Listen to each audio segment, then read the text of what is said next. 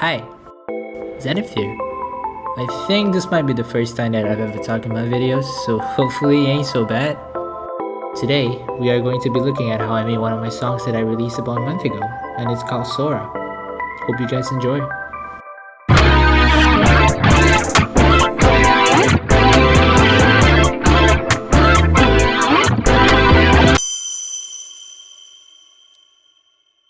It all started back in April this year. During that time, I was feeling kinda uninspired, so I made some research and started writing. I think it was just like, noodling on the keys.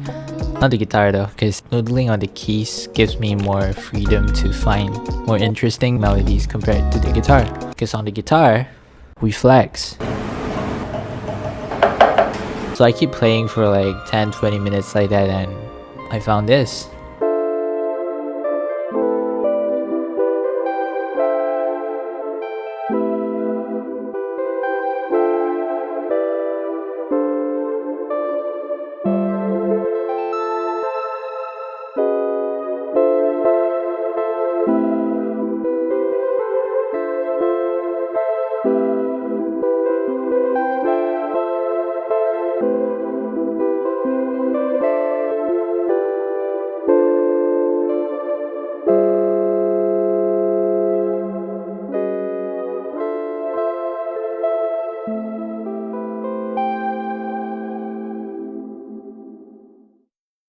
I think for me, Sora's structure is quite straightforward and the melodies are actually pretty simple. Simple enough for me to make it as a multi-voice riff. I've actually read the comments and I saw someone commented that Sora means sky in Japanese, and that is true. I intentionally wanted to name it that because I think it's a pretty cool sounding name. It's also the name of one of the characters in the game called Kingdom Hearts. I don't know if you guys have seen it before, but it's that guy with the big ass key on his hand. But yeah, that's pretty much on how I initially started Sora, and I'll show you guys about the production stuff on Ableton. Let's jump in. Alright, so I have Ableton session loaded up here, so let's jump right into it. So I'm splitting this in 3 different sections, which is the first one is the hook, and then the drop, which is the same thing but with the beat, and then the main melody. So starting on the first hook, we have the multi-voicer here, which I have already made the MIDI clips. So we have 2 tracks here. The first one is obviously the MIDI that we have recorded and removed all the effects on it because we want to route it into the archetype Tim Henson here. Alright, so we have the archetype Tim Henson loaded up, and all that you need to do is just click on the engage and click on the MIDI. While you click on the MIDI, make sure that you already have your MIDI tracks prepared. So here's my settings. It's actually just pretty similar with Tim's settings. I just kind of copy and tweak it a little bit, and I think the most obvious changes there is like the unison part and the tone, and also these guys. I like to set the DI, which is the dry signal, a bit below from the 4 voices because I kind of want to emphasize the sound of the voices more than my dry guitar signal. But yeah, I just put it around there and you can just copy all this stuff. And another thing, when choosing a tone, I think it's the best to use the pink M because it doesn't really cut through if you use the white or not the black M, the white M, it doesn't really cut through. It has the low crunch, but if you use the multi-voicer, it pops more when you use the lead M. But yeah, you can just follow my settings and see what works the best for you. Let's hear how the lead lines of the hook sounds like. Mute this right quick so we can hear the dry signal.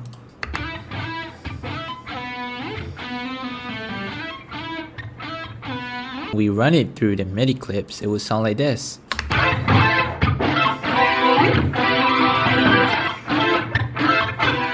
Yep, that's basically it. It's a pretty simple and straightforward line, but I find it works really well with the chords. So we have that on the hook, just the multi-voicer alone. And when we go to the drop, obviously all the drums, the bass, and the keys, whatever the fuck, goes in. And here's the drop.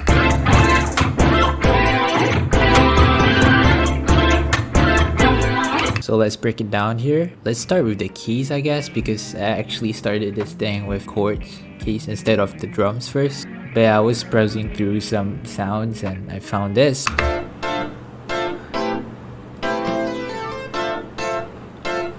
And Next up, we have this, I call it Ethereal Boy because it's like a pet. It's like a really soft pet. I like it because it layers up all the, you see the Pink Panthers type shit is already like super sharp with very less attack. So I just want something to give it a little bit of contrast. If you play it together, it would sound like this.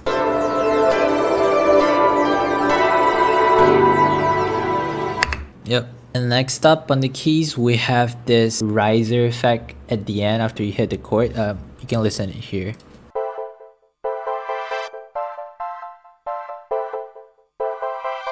And then the next one, we have the Flutter Boy. Forgot what it sounds like. The wow type pad sound. It's basically the same chords for these 4 tracks, but I just change it up here and there. Let's say the pads, I can't let it run too long if there's parts that I need to drop, so I cannot let it run, you know, so it would just cancel the drop, I guess. Alright, so we have this piano boy that I recorded and kind of changed up, just draw the MIDI clips, and this is how it sounds like.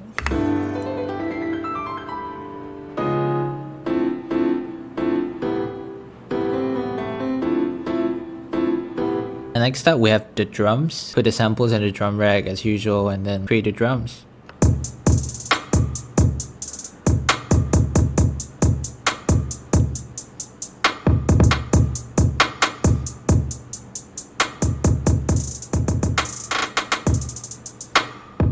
And then we have the sound effects, reverse cymbal that I made.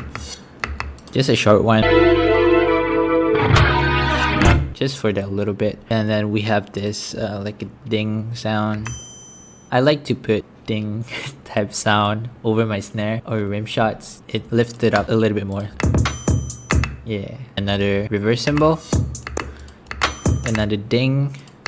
Reverse cymbal again. Simple stuff. Oh, and then we have these vocal chops that I actually found in Ableton samples. I don't know, I was just browsing through some vocal samples.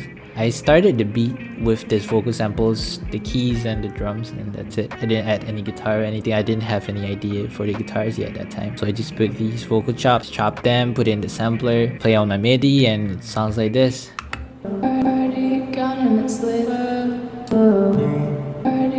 And then we have the bass, lower ones and the higher ones.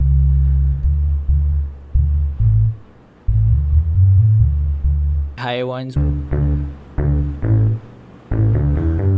So together.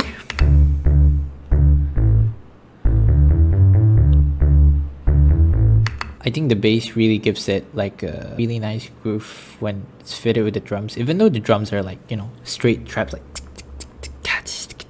but like the bass is going like boop boop boo doo doo, like not your usual 808s like So yeah, I added that. At first I started it with the Flutter Boy. Then I put the riser thing, ethereal, drums, and the bass. Yeah, and it sounds like fucking FKJ, bro.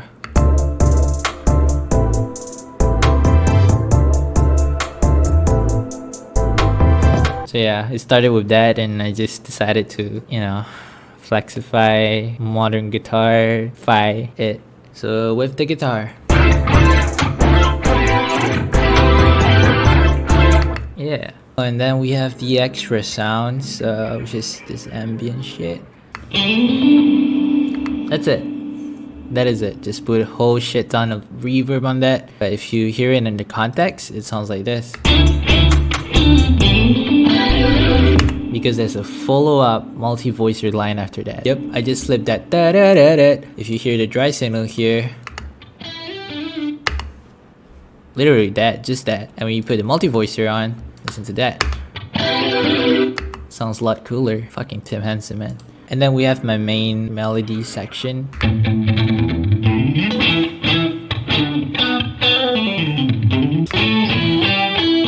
Oh yeah, another thing, I added like an octave for the guitar. I just take the same track and just pitch it down, and another one is a higher one, so some of them are together just for the flex part, you know. We kind of want to elevate the flex a little more so people can see very obvious that we are flexing. Anyways, here's how it sounds like. Very low, so you combine with the main guitar. And then the higher and the lower ones together. That's the flex. Then here's another one.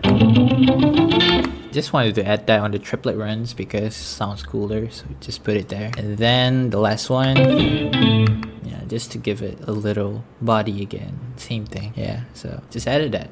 So those are the tracks for the guitar parts. Oh, if you realize in the songs, there's a bunch of unison parts. For example, the triplets just now. When I was doing the run, I just do the hi-hats to match the actual run. And give it a little more impact, you know. Because if I just keep the hi-hats like straight 8s, it wouldn't elevate it. So adding unison part actually helps. Going back again to the whole structure, we have the hook, we have the drop, melody, verse, the ambient break, the triplet runs, another flag. So here's how the second flag sounds like. Yep, just like those flexy licks, harmonic minor type stuff to go back to the main riff. So we just end the song with the same riff and that's it.